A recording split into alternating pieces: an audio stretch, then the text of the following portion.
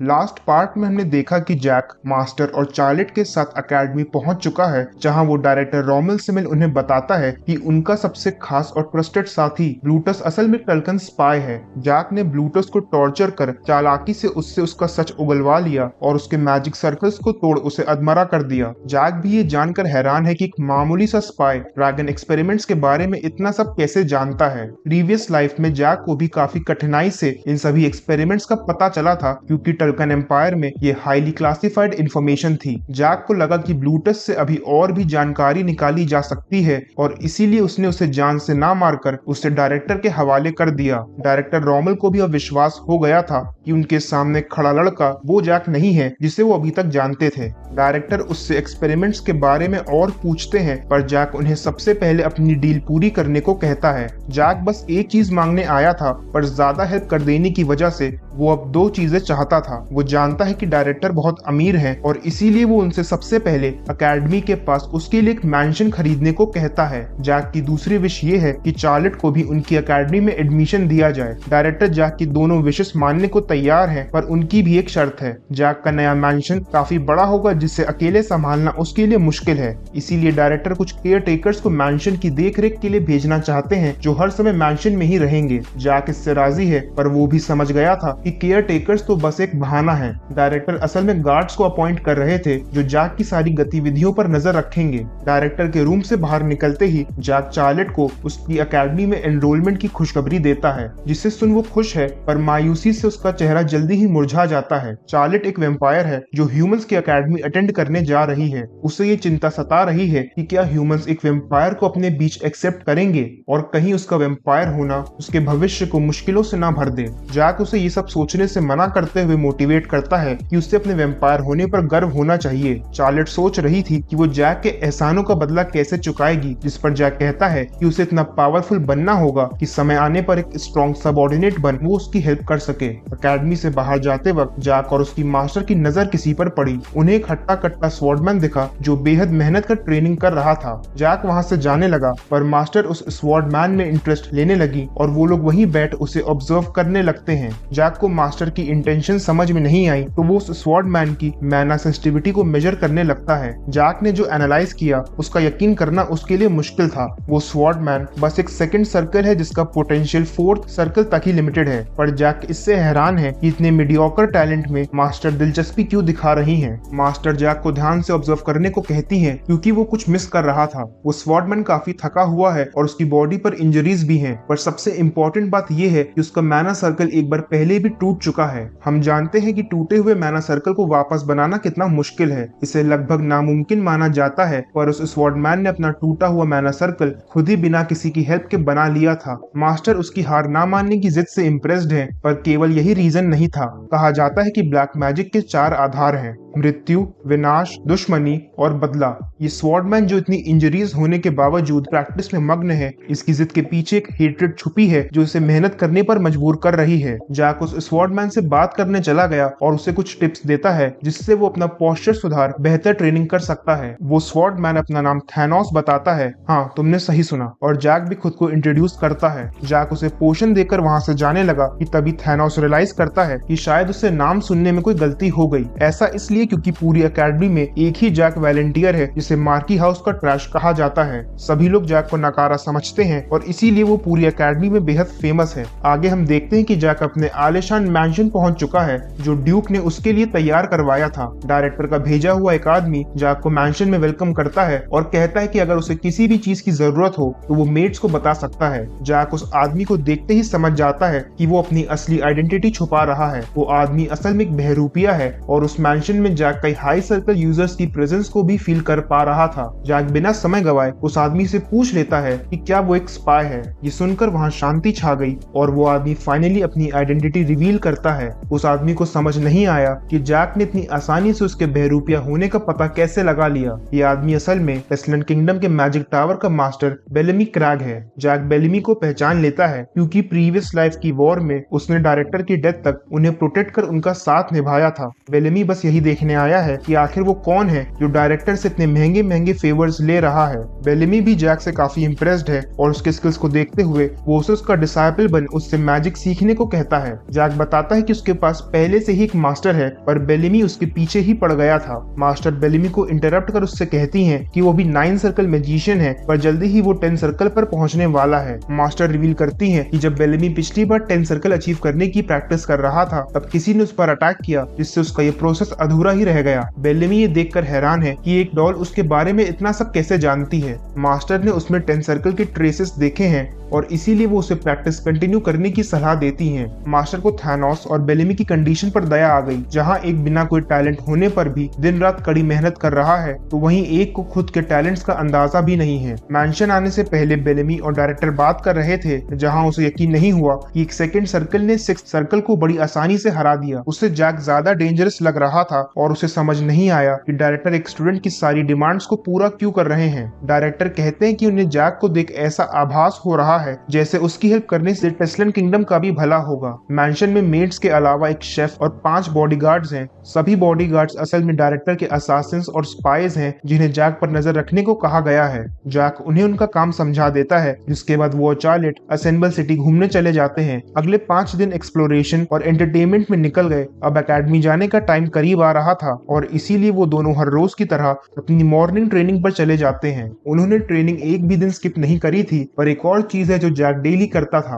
वो हर रोज थानोस को ट्रेनिंग करते ऑब्जर्व भी कर रहा था। एक चीज तो क्लियर है कि थानोस बहुत मेहनती है, पर जैक को उसकी इंजरीज का रीजन अभी भी समझ नहीं आ रहा था। दिन पर दिन थानोस की इंजरीज बढ़ती चली जा रही थी और जैक के ये पूछने पर कि क्या उसने अभी तक उसका दिया हुआ पोशन नहीं पिया, थानोस घबराते हुए आंखें नीची कर लेता है। थानोस ये भी कहता है कि वो पोशन के पैसे उसे जल्दी ही वापस लौटा देगा। थानोस वापस ट्रेनिंग करने लगता है पर उसकी कंडीशन बहुत खराब है। उसकी डिजायर और हेट्रेड जो उसे दर्द में भी प्रैक्टिस करने पर मजबूर कर रही है, वही सेम फीलिंग्स ने अब उसे तोड़ना शुरू कर दिया था। अगर ऐसा ही चलता रहा तो जल्दी ही थानोस की ग्रोथ पर पूर्ण विराम लग जाएगा। जैक से थानोस की हालत देखी नहीं गई तो वो उससे पूछ लेता है वो इतनी प्रैक्टिस क्यों कर रहा है। थानोस बताता है कि उसका बस एक ही सपना है, वो इस कॉन्टिनेंट का सबसे महान तलवारबाज बनना चाहता है। ये सुन जैक से रहा नहीं गया और वो जोर जोर से हंसने लगा। वो कहता है कि वो थानोस के सपने पर नहीं हंस रहा है, पर ऐसा सपना अकेले पूरा करना उसके लिए असंभव है। जैक थानोस को उसका सबऑर्डिनेट बनने का ऑफर देता है, पर थानोस ये कहकर ऑफर ठुकरा देता है कि वो बस एक कॉमनर है। उसके पास ना तो पैसा है और ना ही पावर। उसकी समाज में कोई इज्जत नहीं है और ऐसा इंसान काबिल साथी नहीं बल्कि भारी बोझ के समान है। ये सुनकर जैक कहता है कि जब थानोस का सपना कॉन्टिनेंट का महान स्वॉर्ड्समैन बनना है तो वो जैक पर बोझ कैसे हुआ।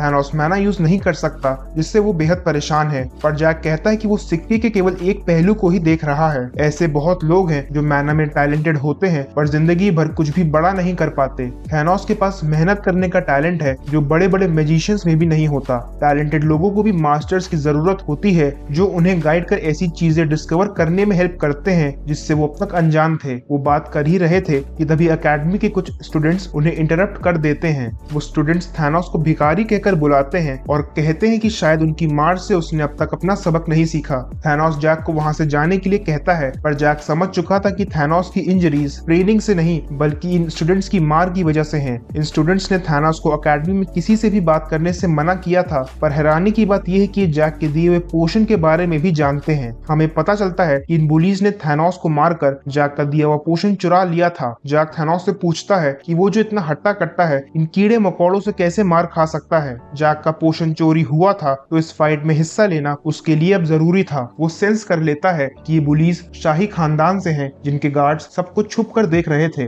उसने गार्ड से बाहर आने को कहा पर उसकी वार्निंग को हल्के में ले लिया जाता है। हमें उस रॉयल स्टूडेंट की हिस्ट्री पता चलती है। हाउस हरमन जो टेस्लन किंगडम के ईस्टर्न रीजन को कंट्रोल करता है, उस हाउस में एक प्रॉब्लम चाइल्ड है। डीट्रिच हरमन जो जल्दी ही एकेडमी से ग्रेजुएट होने वाला है, उसका पास्ट बहुत डार्क है। उसने 13 साल की उम्र में ही एक मेड को जान से मार दिया था और 14 से ही ड्रग्स लेने लगा था। पर क्योंकि वो हाउस हरमन का उत्तराधिकारी है तो उसे एकेडमी भेज दिया गया, जहाँ की कड़ी सिक्योरिटी और सर्वेलेंस की वजह से वो अपने मन की ना कर सका। पर बहुत जल्द ही उसे एक नया खिलौना मिल गया, एक ऐसा कॉमनर जिसका ना तो कोई बैकग्राउंड है और ना ही किसी को उसकी परवाह। थानोस कॉमनर होने की वजह से बुलिंग का विरोध नहीं कर सकता था और बुलिंग के चलते ही जैक की दी हुई पोशन की बोतल भी टूट गई थी। इतना एक्सपेंसिव पोशन थानोस के पास देख डीट्रिच ने उसे बहुत बुरी तरह मारा, पर अब बुलीज की बारी थी। जैक पल भर में ही सारे पुलिस को मजा चखा देता है। डीट्रिच के गार्ड्स अभी भी बाहर नहीं आए थे तो जैक उसका टॉर्चर शुरू करता है। एक किक पड़ते ही सारे गार्ड्स भागे चले आते हैं और उनके देर से आने की वजह से जैक एक और बार डीट्रिच को किक करता है।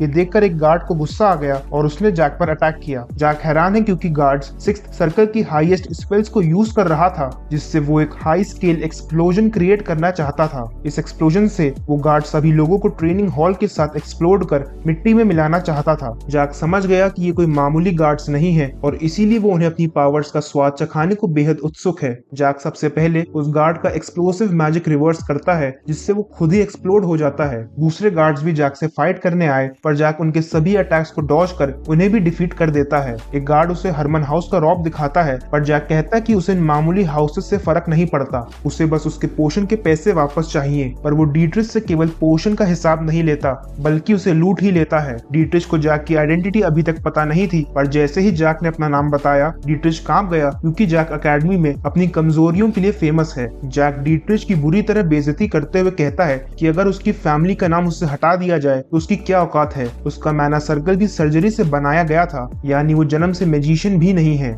जैक उसे वार्न करता है कि अगर वो 20 साल या उससे ऊपर का होता तो वो उसकी फ्रैक्चर्ड बॉडी को अकेडमी के पीछे वाली नदी में फेंक देता। जैक ये भी कहता है कि वो अकेडमी के बाहर वाले मैंशन में रहता है और जब भी डीट्रिच चाहे वो उससे बदला लेने वहां आ सकता है। इतना डर डीट्रिच ने जिंदगी में पहली बार फील किया था जिससे वो अपनी पैंट गीली कर देता है। जैक वहां से जाते समय थैनोस से कहता है कि उसका ऑफर अभी भी वैलिड है और वो जब चाहे जैक से मिलने आ सकता है। इसके बाद हम जैक और मास्टर को बात करते देखते हैं। मास्टर को अभी तक टल्कन में हो रहे ड्रैगन एक्सपेरिमेंट्स के बारे में नहीं पता था पर वो इसके बारे में और जानना नहीं चाहती थी। वो अपने डिसाइपल जैक से बहुत खुश हैं और उस पर पूरी तरह विश्वास करती हैं। आज सिटी में फायरवर्क्स का फेस्टिवल है जहां एक तरफ सभी लोग खुशी में झूम रहे हैं तो वहीं दूसरी तरफ किसी के दिल में बदले की आग सुलग रही थी। डीट्रिच जैक से अपनी हार बर्दाश्त नहीं कर पा रहा है जिसकी वजह से उसने घर में तोड़फोड़ मचा रखी है। वो कसम खाता है कि चाहे कुछ भी हो जाए वो जैक को जिंदा नहीं छोड़ेगा। फेस्टिवल से लौटते वक्त जैक मैंशन के बाहर थैनोस को उनके इंतजार में बैठा देखता है। थैनोस पूछता है कि क्या वो कुछ दिन मैंशन में जैक के साथ रह सकता है। जिसके बाद जैक उसका स्वागत कर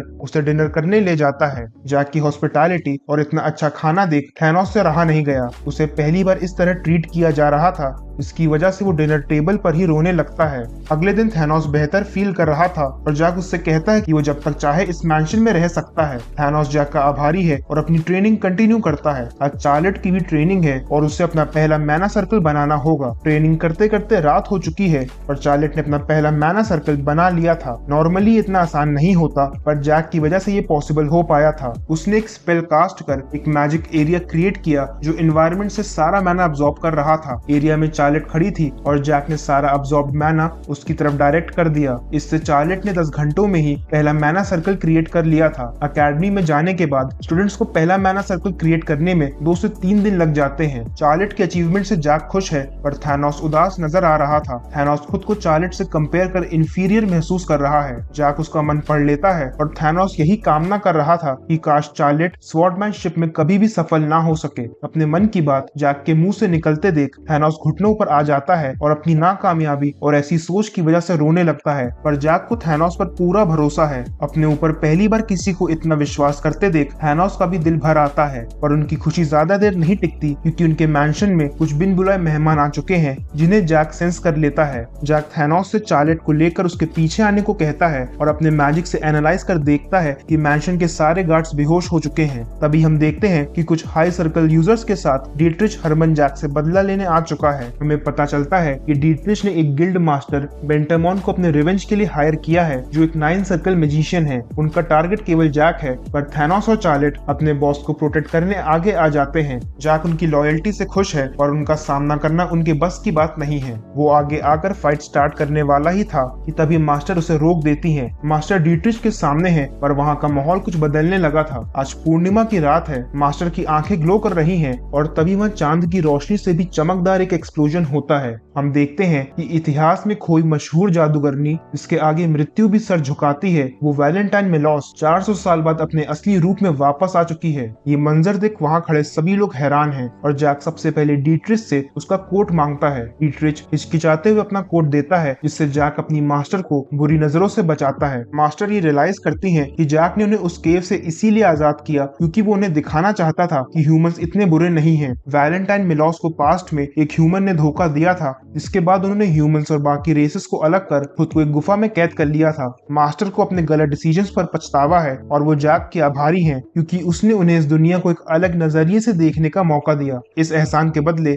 मास्टर जैक के सभी एनिमीज को कड़ी सजा देकर उसके रास्ते से हटाना चाहती हैं। डीट्रिच के मैजिशियंस अटैक करने बढ़ते हैं कि तभी मास्टर ने अपनी स्पेल को कास्ट करना शुरू किया। समय रुक गया और सांसें थम गई। एक डार्क ऑरा रिलीज हुआ और ऐसा लगा कि मानो साक्षात मौत धरती पर उतर आई हो। मैजिक वेव्स इतनी पावरफुल थी कि उन्हें कोसों दूर टल्कन एम्पायर में भी फील किया जा रहा था। इतना ही नहीं, एक आइलैंड पर ड्रैगन्स को भी वैलेंटाइन मिलोस की प्रेजेंस फील हुई और वो यही सोच रहे थे कि इस बार वो दुनिया के किस हिस्से पर कब्जा करने आई है। दूसरी तरफ रात की शांति में मौत की आंधी दस्तक दे चुकी थी। मास्टर की पावर से सभी लोगों का अस्तित्व मिटने लगा था। उनकी बॉडीज डिसइंटीग्रेट होने लगी और थोड़ी ही देर में उन सभी का इस दुनिया से नामो निशान मिट गया। इसके बाद मास्टर चार्लेट और थैनोस से उनके डिसाइपल जैक का ध्यान रखने को कहती हैं। वो जैक से अकेले बात करना चाहती हैं और इसीलिए थैनोस और चार्लेट मैंशन में चले जाते हैं। मास्टर जैक से टल्कन में चल रहे एक्सपेरिमेंट्स के विषय में पूछती हैं। ह्यूमंस की हमेशा से एक ही इच्छा रही है कि वो सदा जवान रहकर अमर हो जाएं। इन एक्सपेरिमेंट से दो रेसेस को कंबाइन कर यही गोल अचीव करने का प्रयास किया जा रहा है। ह्यूमंस केवल एक लंबी जिंदगी ही नहीं बल्कि एक हेल्दी बॉडी भी चाहते हैं। रिसर्चेस शुरू हुई और एक साइंटिस्ट ने सुझाव दिया कि हमें ऐसे ह्यूमंस बनाने चाहिए जो बाकी रेसेस की तरह हजारों सालों तक जिंदा रह सकें।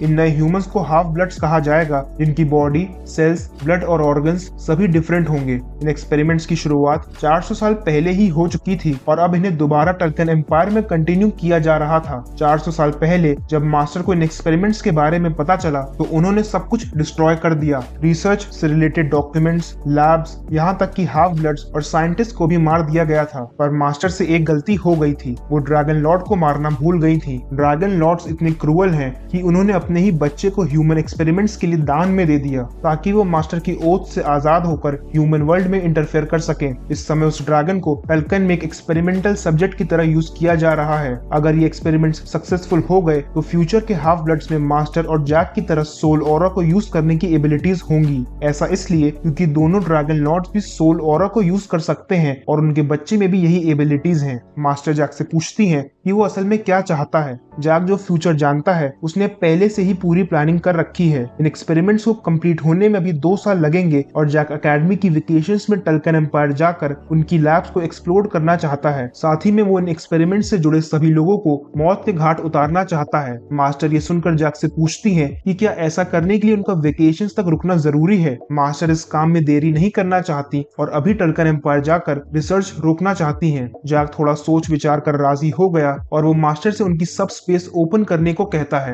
ये एक डायमेंशनल स्पेस है जो केवल मास्टर ही यूज कर सकती हैं। जैक एक स्वॉर्ड चाहता था तो मास्टर उसे एक शानदार स्वॉर्ड देती हैं जिसे डॉर्फ्स ने बनाया था। इस स्वॉर्ड को साइलेरियन कहा जाता है। मास्टर जैक को अपनी आइडेंटिटी छुपाने के लिए एक मैला मास्क भी देती हैं। जैक तैयार है और मास्टर उससे लैब के कोऑर्डिनेट्स पूछती हैं। कोऑर्डिनेट सुनकर मास्टर हैरान हो गई क्योंकि वो गनर एम्पायर के कोऑर्डिनेट्स थे और मास्टर भी इसी एम्पायर से बिलोंग करती हैं। मास्टर ने पोर्टल ओपन किया और जैक उनके साथ टल्कन एम्पायर के काले कारनामों को रोकने निकल पड़ा। दूसरी तरफ एक अनजान ताकत हाफ ब्लड एक्सपेरिमेंट्स को क्लोजली मॉनिटर कर उन्हें जल्द से जल्द सक्सेसफुल होते देखना चाहती है।